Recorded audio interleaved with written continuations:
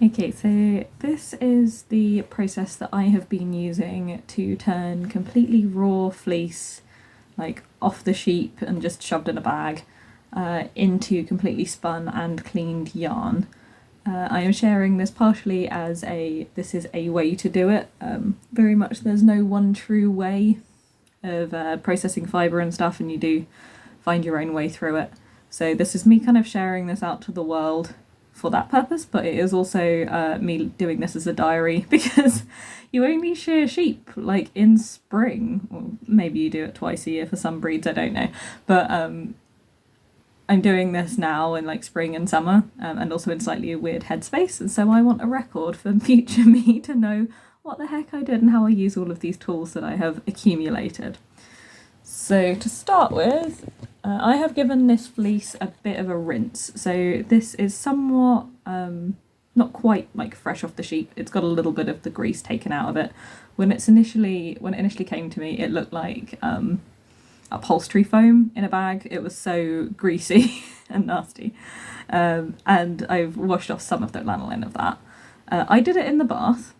And I thought I was going to need to like soak it and run some shampoo with it and stuff. That was stressful for trying to not get stuff to go like down the pipes, and also that was just pretty annoying. And it shows as well that the lanolin comes off quite a lot with just water, which seems weird because it's grease.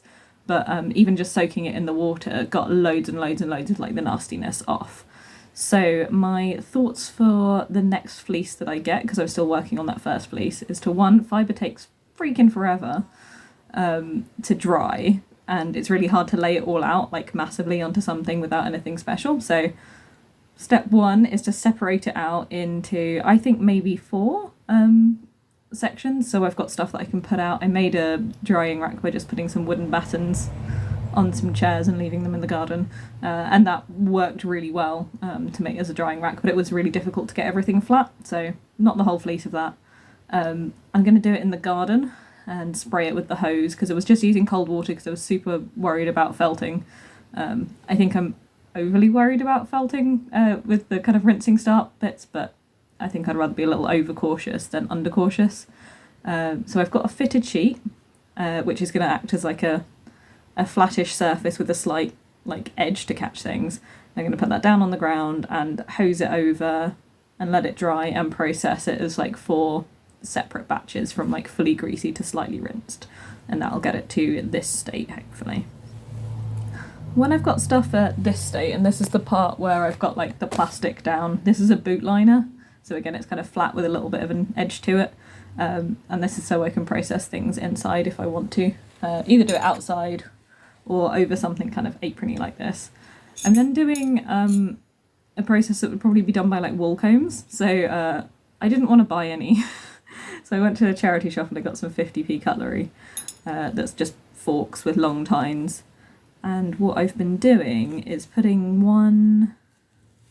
loading up some fibre onto one fork, and then in the same way as you would with wool combs, like combing it through, and that one helps to break up the locks, so you end up with a bit more of a uniform fibre, because the slightly rinsed slash kind of completely raw fleece, you can tell which end came off the sheep and which end was like exposed to the air, because of like where the locks are, and basically it goes from being very greasy open fibre to being a quite like tight together tip in a way, and that's the bit that's kind of exposed to the air, and that's the bit that also tends to have like the most just dirt in it because you do get like all the bits of straw and stuff, but like that's where all of the dirt is. So this kind of breaks it up and starts to knock some of that out, and basically want to be going just working it with the tines of the fork until it looks like crazy old mad scientist hair is the way that I've been thinking about it. So it's still that kind of crimpy, wild, all over the place. It's not directional. I can pull out little bits of vegetable matter, as someone was describing it. So like all sort of just fluffy, and there's no obvious locks, and it's sort of just broken up into free sort of fibre thing. It doesn't make everything like fully clean or anything, and it doesn't align everything super well, but it just kind of, it's substantively different to the unforked or uncombed yarn. And I think if you have wool combs, you don't then subsequently need to card it. You can just like have it combed and have it come off from that. But this is the process I'm using with the tools and skill sets that I have. Maybe next year's me won't be looking at this kind of wisdom for the method I developed.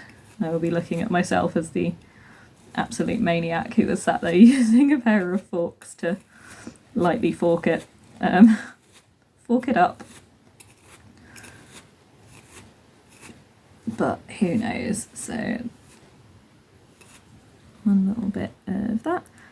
And I've also had a little tin handy for when I've been spinning and I find like a little bit of either, I think they're called wool neps, so like a little kind of ball of wool that's not going to spin in without just being a little lump, or for any little bits of hay or dirt that I'm pulling out. That's where that goes. So that's the kind of first part of processing. I guess the second part. First part is rinsing. Second part is combing, or in my case, forking. And that's given like a real time. We're at 6 minutes in, so I'm imagining that took about 4 minutes to comb that bit, or to fork that bit up. Let's put that over there. Okay, so next step is carding. So I've got 2 hand cards, and basically you load up the fibre onto it and then you run it like that, and that just helps align all of the cuticles, and then you can roll it up into a little roll lag. This is also the point where if you are blending anything into the fibre, so if you want to blend acrylic bits, which I do, I'm reclaiming acrylic fibre, or if you want to add in any cotton or alpaca or fleece from different breeds, then you can do that.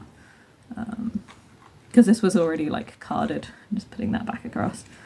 And then you can take that off the card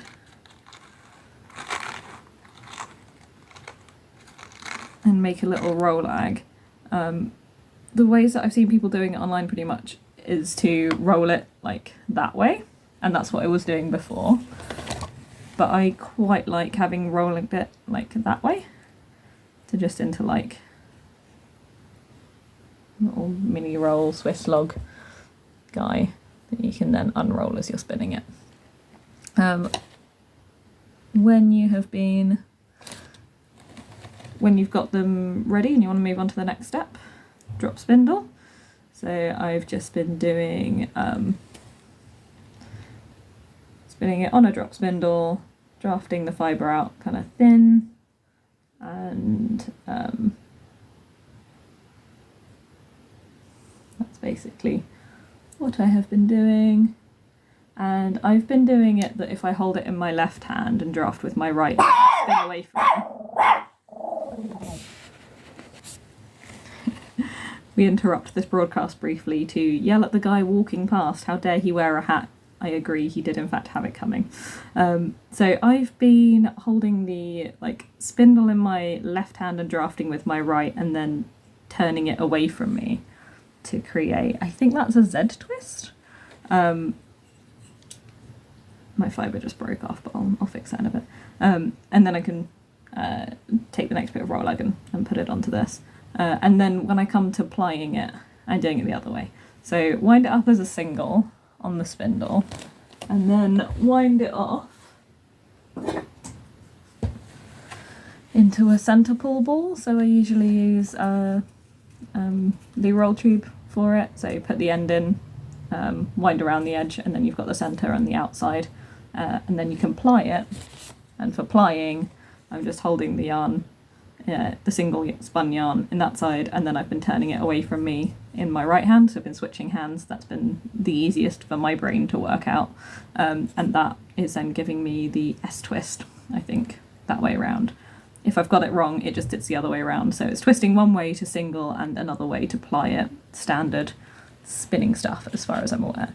This is known as spinning in the grease because I haven't specifically washed the fibre beyond the initial bit of rinsing. So it does still have like a greasy feel and a slightly greasy like smell to it. I quite like it. I quite like the way it feels on the spindle as well because of the wood. But just something to be aware of if you're following this along as some kind of weird tutorial.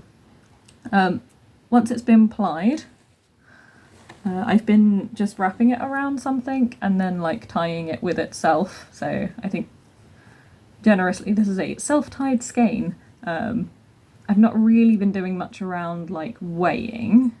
If I have weighed anything, it's at some point in the like pre-carding and spinning process. So like just pop all of the fibre like forked onto the scale and then just see like how much there is. And then once it's been spun completely, at that point I'm washing it, and at that point it comes up into the nice like whitish, I mean this is like a slight cream, and I think that is the natural colour of this sheep yarn. I've just been washing it in cold water with soap in my hands. I haven't got that much ever because I'm like drop spindle spinning it, like which doesn't do massively large quantities very quickly or anything, so it's been very easy to just spin up my little skeins, wash them with soap, and then apparently that works as well to set the twist, so it's doing quite a lot, and then just leave it to dry, and at that point I can then dye it. I've been using hair dye to dye it because I have some and that feels like a nice use for it. So yeah, that's the whole process from fleece to yarn. Yeah, happy to answer questions if anybody has any watching this video.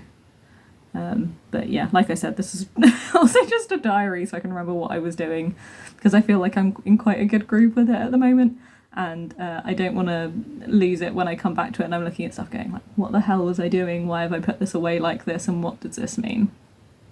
So yeah, happy fleece, happy spinning, and I'll see you on the flip side.